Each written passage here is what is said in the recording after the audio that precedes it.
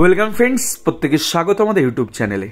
যে সমস্ত ভিউয়ার্সরা প্রথমবার চ্যানেলটি দেখছেন তারা অবশ্যই চ্যানেলটিকে সাবস্ক্রাইব করে দেবেন এবং চ্যানেলের পাশে থাকা বেল আইকনটি প্রেস করবেন যাতে এই ধরনের খবরাখবর সবচেয়ে আগে সবচেয়ে দ্রুত আপনাদের কাছে পৌঁছে যায়।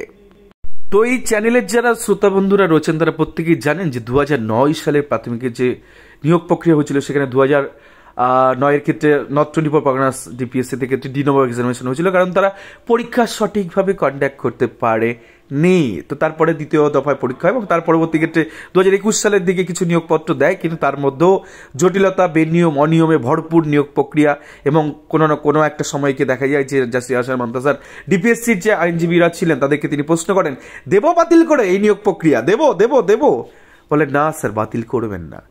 তো বিকল্প উপায় কি? যে সমস্ত প্রার্থীরা যারা জেনুইন ডিপ্রাইভ যারা রয়েছেন যোগ্য প্রার্থী তাদের কি হবে? স্যার আমরা এদেরকে চাকরি দিয়ে দেবো, যারা মামলা করেছেন তাদেরকে চাকরি দিয়ে দেবো।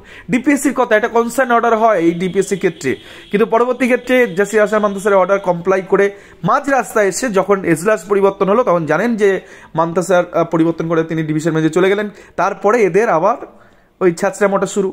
তারপরে গিয়ে এই অর্ডারটা মাঝপথেই তারা বন্ধ করে দেয়। আজকে না হলে এই সমস্ত প্রার্থীদের এখনো প্রায় 6 মাস 7 মাস চাকরি হয়ে যেত। যাই হোক, সেখানে হয়নি, কার্যত ডিভিশন বেঞ্চ, সুপ্রিম কোর্ট এইসব করে বেড়াচ্ছে। সব জায়গায় থাপ্পড় খেয়েছে, থাপ্পড়ের পর থাপ্পড় খাওয়ার পরে কন্টেম্প্ট অ্যাপ্লিকেশন দাখিল হচ্ছে। তো সেই অংশটাই আপনাদের দেখাবো। তো কাকলি মণ্ডলের যে কন্টেম্প্ট অ্যাপ্লিকেশন ফাইল হয়েছিল সেক্ষেত্রে গতদিনই আমরা জানি রুল জারি করেছিল বিভিন্ন দপ্তরের আধিকারিকদের বিরুদ্ধে। তো কার্যত সেই মামলা আগামীকাল কিন্তু লিস্টে চলে এসে দেখতেই পাচ্ছেন। ঘর নাম্বার 13 আর তারিখ হচ্ছে সম্ভবত আপনার 24শে জানুয়ারি 2টোর সময়, বেলা 2টোর সময় এই অঘটনটা ঘটতে চলেছে এবং জাস্টিস আসার মান্তা স্যার তিনি কন্টেম্প্ট অ্যাপ্লিকেশনগুলো শুনবেন। সেক্ষেত্রে দেখতেই পাচ্ছেন যে WPA নাম্বার ছিল 20-966-2022 কাকলি মণ্ডল অ্যান্ড আদার্স, যারা অ্যাডভোকেট রেকর্ড ছিল দিব্যেন্দু চ্যাটার্জি। পরবর্তী ক্ষেত্রে কন্টেম্প যেটা ফাইল হয়েছিল তার নাম্বার WPCRC 20-2025 কাকলি মণ্ডল। তো সেখানে দেখতেই পাচ্ছেন এই মামলায় কিন্তু পরবর্তী ক্ষেত্রে আরও কিছু মামলা আছে।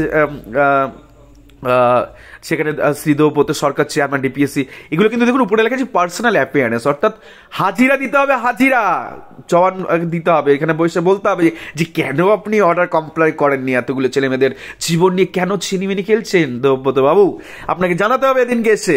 তো যাই হোক, নর্থ 24 পরগনা ডিপিএসসি ক্ষেত্রে প্রায় 873 জনের তালিকা প্রথম ধাপে বেরিয়ে যায়। পরবর্তী ক্ষেত্রে আরও কিছু সংশোধনী হয়ে আরও বেশ কিছু প্রার্থী তারা আসে এবং কনসার্ন অর্ডারে যারা মামলা করেছেন সার্টেন 24শে এপ্রিল 2024 তারিখের মধ্যে তারা প্রত্যেকে কিন্তু এই তালিকাভুক্ত হন এবং মাঝপথে ডিপিএসসি কি করে দেয়, এদের যে কাউন্সিলিং প্রক্রিয়া সেটার কোনো নোটিশ তারা দেয় না। তার কারণ কি সে তো এখন বোঝা যাচ্ছে।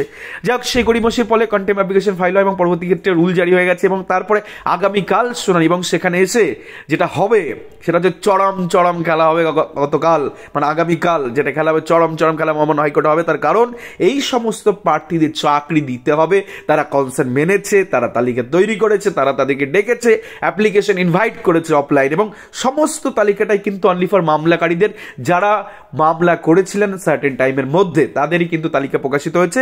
যদিও আমাদের মত যেটা সেটা হচ্ছে কনসার্ন অর্ডার কখনো মেরিটকে ডিপ্রাইভ করে হওয়া উচিত না, কারণ প্রচুর সংখ্যা এমন প্রার্থী আছে যারা কোর্ট কেস সম্পর্কে ওয়াকিবল ছিলেন না, রাইট টাইমে মামলা করতে পারেননি।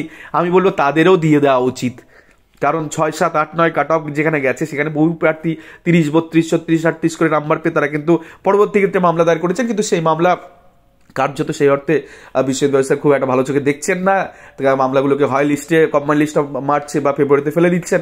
তো যাই হোক, আমি মনে করি এই সমস্ত মামলাকারীদেরও চাকরি পাওয়া উচিত, কারণ 7, 8, 9 যদি কেউ চাকরি পায় শুধুমাত্র রাইট টাইমে মামলা করার জন্য, তো বাকি যারা আছে তাদেরকে নিয়ে নেওয়া উচিত। যাই হোক, যদি এই 873 জন বা 900 জনের যদি একটা রূপরেখা খুলে যায়, আমি মনে করি আগামী দিনে যারা পরবর্তী ক্ষেত্রে মামলা দায়ের করেছেন যাদের মেরিট আছে তারাও কিন্তু প্রাথমিকে চাকরি পেতে পারেন এই উত্তর 24 পরগনা জেলার 2009-এর ম্যাটারে।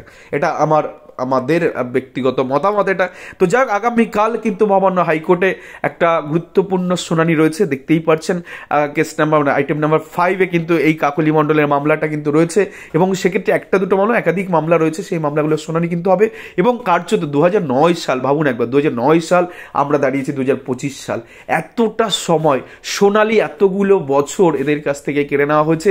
আজকে যারা শান্তিতে বাচ্চাদের যে মেন জায়গা থেকে, যে বয়সে সব থেকে বেশি ডেলিভার করা যেত বাচ্চাদের, শিশুদের, শিক্ষার্থীদের, সেখানে কিন্তু আজকে তাদের কোর্টমুখী করা হচ্ছে, তাদের মামলা করানো হচ্ছে, তাদেরকে নিয়ে প্রত্যক্ষ পরোক্ষভাবে তাদেরকে ডিভিশন বেঞ্চ পর্যন্ত ছোটানো হচ্ছে, তাদেরকে সুপ্রিম কোর্ট পর্যন্ত দৌড় করানো হচ্ছে। তো এরা এই সমস্ত শয়তানি বজ্জাতিগুলোর নিমূলে উৎখাত করতে হবে। আগামীকাল যা শ্রেয়াস মান্তাসের কাছে বড় চ্যালেঞ্জ থাকবে যে নিমূলে উৎপাত করে প্রয়োজনে জেলে পর্যন্ত পাঠানো হতে পারে আগামীকাল ডিপিএসসির চেয়ারম্যান যিনি রয়েছেন। কারণ করা উচিত, জেলে যাওয়া উচিত। কেন তিনি এরকম মাঝপথে তিনি ছেড়ে দিলেন? নানান রকম গল্পবাজি ফেদে এই সমস্ত প্রার্থীদের মাঝ রাস্তায় এসে তাদেরকে সমুদ্রের মাঝখানে ফেলে দিয়ে চলে গেছেন। তো সেই জায়গা থেকে প্রত্যেকের অ্যাপয়েন্টমেন্ট, আবারও বলছি, ওখান থেকে আনতে যাতে না হয়, যাতে প্রত্যেকের বাড়িতে বাস পাতা খামের অ্যাপয়েন্টমেন্ট যাতে যায়, সেই রাস্তায় যাতে আগামীকাল প্রশস্ত হয়, সেদিকে আমাদের নজর থাকবে। তো আগামীকাল গুরুত্বপূর্ণ দিন হতে চলেছে এই জেলার ক্ষেত্রে, নর্থ 24 বাংলাদেশের ক্ষেত্রে। আমরা পাশাপাশি জানি যে মালদার ক্ষেত্রেও কিন্তু জাস্ট সুপ্রিম কোর্টে অর্ডার আপলোড হওয়ার সময় শুধু বাকি আছে। অর্ডার আপলোড হলেই কিন্তু হাইকোর্টে কিন্তু আবার প্রচুর ছেলেমেয়েরা তারা যাবেন, কারণ কনসার অর্ডার সেক্ষেত্রেও মালদার ক্ষেত্রে হচ্ছে এবং সেই অর্ডারটা সুপ্রিম কোর্ট রেখে দিয়েছে। পরবর্তী ক্ষেত্রে রিকল হয়েছিল, তো সেগুলো কিন্তু স্যাটিসফাইড করা হচ্ছে। মেন যে প্রথম অর্ডার যেটাকে কনসার অর্ডার হয়েছিল সেটা কিন্তু কার্যত বহাল আছে। তো মালদার ক্ষেত্রে কিন্তু 2009 ক্ষেত্রে অনেকের ভাগ্য খুলবে এবং সাউথ 24 পরগনাস যেটা আটকে আছে সুপ্রিম কোর্টে কিছুদিনের মধ্যে ওটাও সুরা হয়ে যাবে এবং সেখানেও কিন্তু প্রচুর পরিমাণে নিয়োগের সম্ভাবনা রয়েছে 2009 নিয়োগ প্রক্রিয়ার ক্ষেত্রে। এবং কার্যত 2016 সালে নিয়োগ প্রক্রিয়া কাট অফ সংক্রান্ত মামলা, হটেবার যা যা মামলা, প্রত্যেকটারই সুরাহা হবে। সময় লাগছে, এটা ঠিক কথা, কিন্তু কেউ যারা যোগ্য বঞ্চিত তারা কেউ বঞ্চিত হবেন না, এটা কার্যত স্বয়ং পরিষদ থেকে দেখছেন। তো এই ছিল আজকে গুরুত্বপূর্ণ আপডেট। ভালো লাগলে অবশ্যই চ্যানেলকে সাবস্ক্রাইব করে